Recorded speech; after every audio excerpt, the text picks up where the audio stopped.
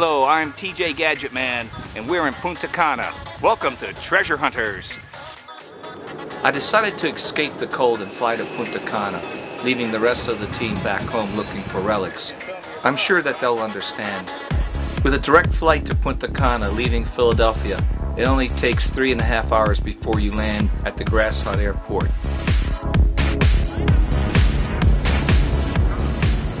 Punta Cana is located in the northeastern shores of the Dominican Republic. Loaded with all-inclusive resorts, this should be promising when it comes to metal detecting.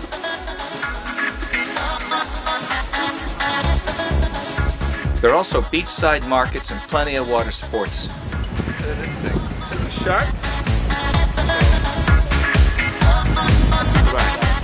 Including party boats. Party boats! With all these people out here on these tours, snorkeling, diving, whatever, you know they're about to lose something. They put suntan lotion on, stuff falls off.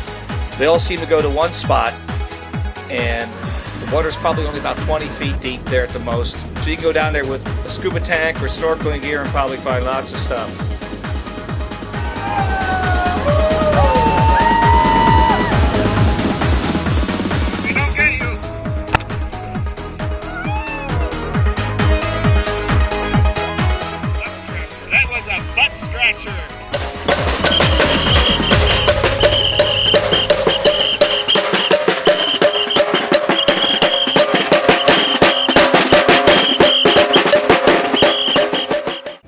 Okay, we're off in Punta Cana with our pilot.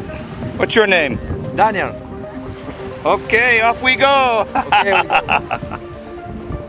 Okay, we're off to Punta Cana, looking for the gold, looking for the treasure. All right, so we found this cool guy named Daniel. The story is that he came down here to Punta Cana about 7 years ago on vacation, never left. He decided to build this contraption. It's a flying dinghy. It's a dinghy with sort of like a motorized hang glider on it, and he just cruises right through all the boats, goes out. Beautiful view. You can get to see all the coral reefs from up here. It's safe. If he were to run out of gas or something, he would just land right in the water. I felt real safe on it. It was a pretty cool experience. You get to see all the resorts.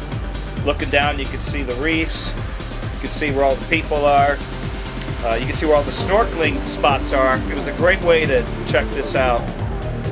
The reefs below, again, only about 15-20 feet. Easy to get to.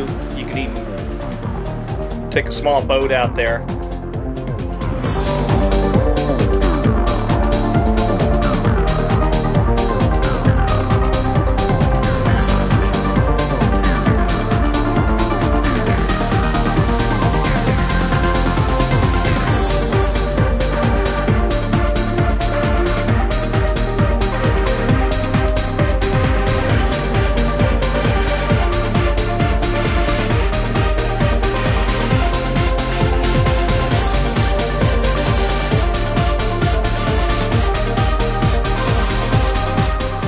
As we cross over the lagoon on the southern side of Punta Cana, you can see it's a national park reserve. Lagoon here, horseback riding. You can even snorkel off of this by yourself and look for things. As you can see down below, there's lots of boats. You could probably just swim or snorkel out to them pretty easily right from the shore. So I thought this was a great idea. Go up here, check everything out, and then head out later. At least when I come back next year, I'll know where to go.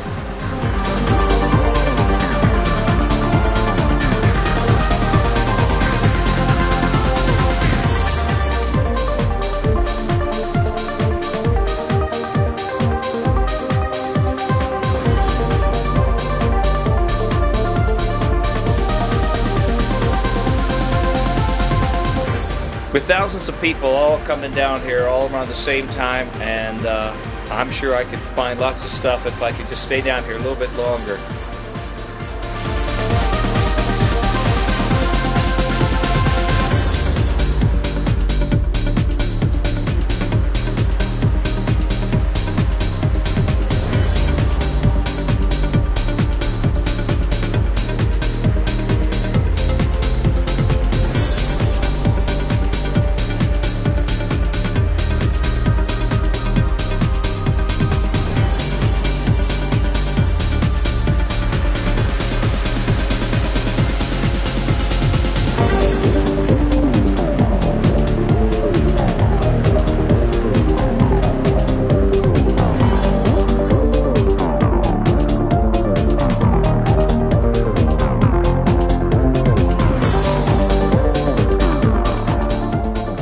Daniel's a pro, man. Look, he just pulls right up to this guy. Wow, that was excellent. Yeah, that was great. Thank you. That was good footage. Good movie. Wow, happy. Be careful. Yes, it's hot. Wow, beautiful. You could see everything. You could see everything from the coral reef to the lagoon. I couldn't believe it. That was nice. So Dingy Man, are you going to make one of these? I'm going to make one of these and bring it to New Jersey, and then we shall explore.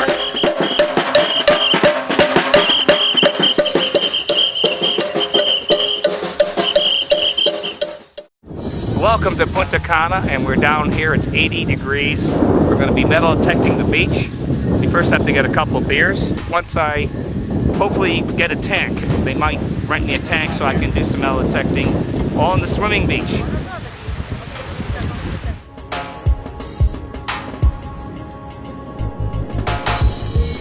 Finding most of my stuff right here on the beach.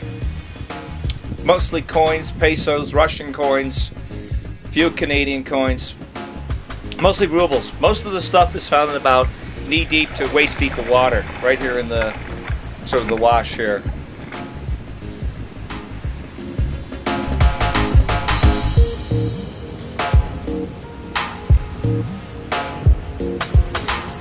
Instead of just going down there and digging with your scoop, just use your foot. I took my foot, I got a target, mark it, and then just fan the sand with my foot. Makes a huge hole. You want to keep hearing the signal. You don't want to dig too big of a hole and then your target sinks deeper, but as long as it's there, you can dig the hole, you can get down there within like a few seconds. And then when you're down there with your scoop, all you end up doing is swinging your scoop back and forth underwater, just grabbing as much sand as you can and swinging it back and forth so that there's always water flowing into the front of the scoop and filtering the sand out and keeping all the heavy objects like the coins or rings or whatever you have in there. Because these holes fill up quick. You don't want to just dig a hole and then take your time and, you know, look for your coins. It's too late now. You got to do it fast. I have to get the longer shaft. I have the diving shaft on here, so it's not as long. I decided to extend it for the water. You don't have to dive down? Well, it's a little, see, needs to be about a foot longer. Got to be about a foot longer because otherwise I'll be bending over the whole time. Yeah. So I have to put a different connector on. Come out at night. Well, just around dinner time, around 6 o'clock, all the staff puts all the chairs in rows so you can go in between all the rows, up and down. No one's there, so you're not bothering anybody, and you can find lots of stuff that normally would be pretty darn crowded to get to. Only been out for about a half hour until I found this lovely bar. And some beer. And some beer. So, not much. Just a couple pesos, some small cheap jewelry. But we're gonna go back out. I'm gonna go back out and see if I can find a little bit more later. And rent a scuba tank and go out a little deeper if they allow me. So hopefully I'll find something. But this is pretty good here. I mean, treasure's here, I think.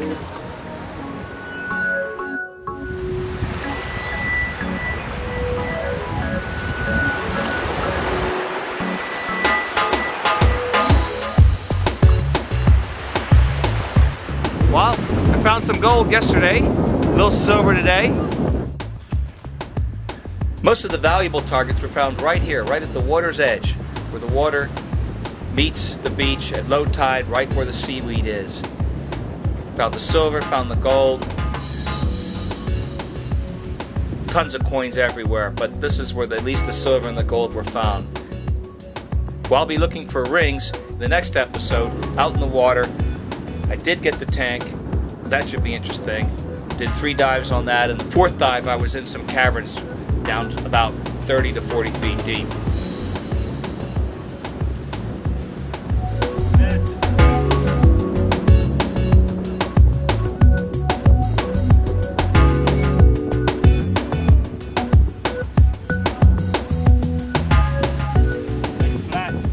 It was so easy that even the staff, after watching, tried out metal detecting and found pesos themselves.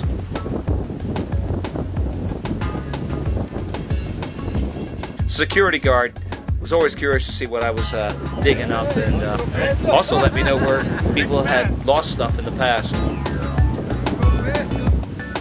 Do you like a cerveza? Cervezas are good.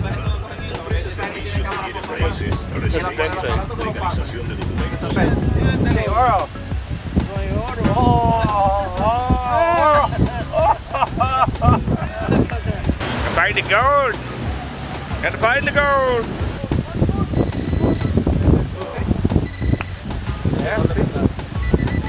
Cavity!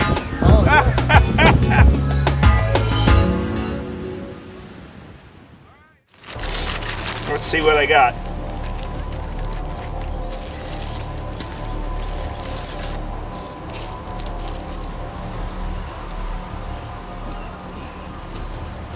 Oh, pearl.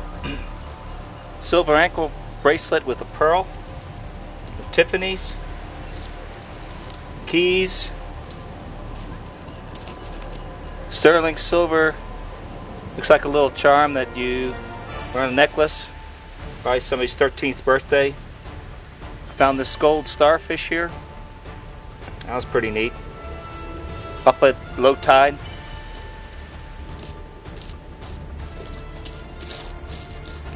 Most of this stuff was found in the ocean, even though some of the coins coming up were in pretty darn good shape. So a lot of corroded stuff.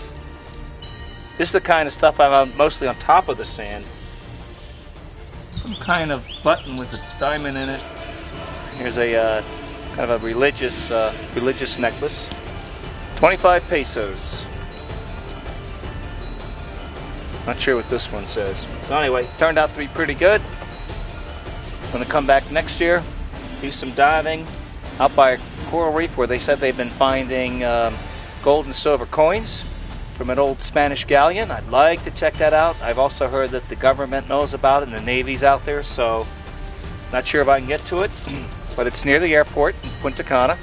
It's in 20 foot of water, and the coral reef looks very much like the caverns that we'll be diving in the next episode. Well, stay tuned. Good luck.